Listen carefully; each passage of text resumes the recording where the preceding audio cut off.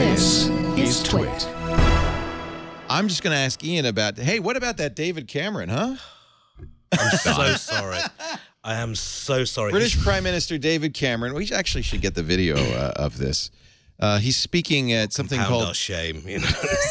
the future. But now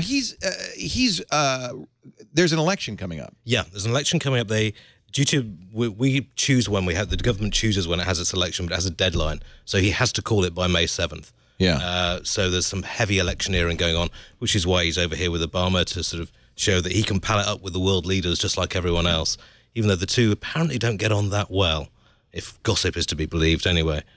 So he and is he challenged by UKIP or?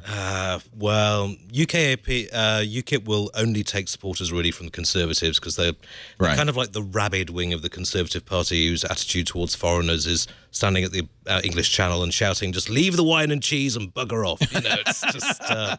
So well, I hypothesize that maybe he's feeling some heat from UKIP and has to kind of be strong. Yeah, this is very much. I mean, he's seen as a very sort of limp character, if you like, and he needs to try and sort of beef up the toughness of the Conservative Party to try and hold off UKIP. On this, he's barking completely up the wrong tree. So he said that he believed that it would be critical for law enforcement, and this is in the wake of the terrorist attacks at Paris. Yeah. That there be no communications that law enforcement can't read. Yes. In other words, no crypto, or crypto must always have a backdoor for law enforcement. And he said there's nothing to fear here because the Home Secretary will have to sign a warrant. Yes. So what's all the worry about this? Well, that's part of the problem. The Home Secretary is Theresa May, who is, let's just say she's technology challenged would be a nice way to put it. And when it comes to human rights, was famously criticised by her predecessor in the position as making remarks that were described as childlike and incompetent.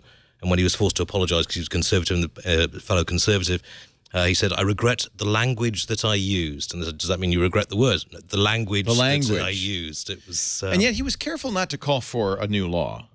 Well, I think, to be honest, he's calling for this, but he must know deep down, that this isn't going to work. The security services would love something like this. He would introduce a new law in the next session of Parliament, is what he's saying, to ban encrypted applications.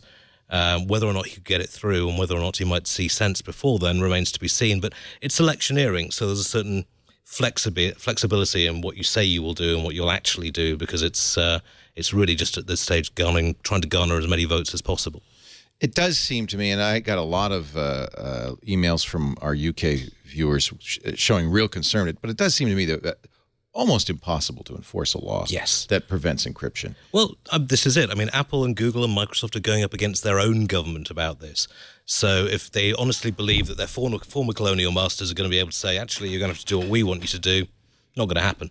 So it's one of those things that sounds like a great policy idea, but in terms of actually getting it into working practice, it really isn't going to work.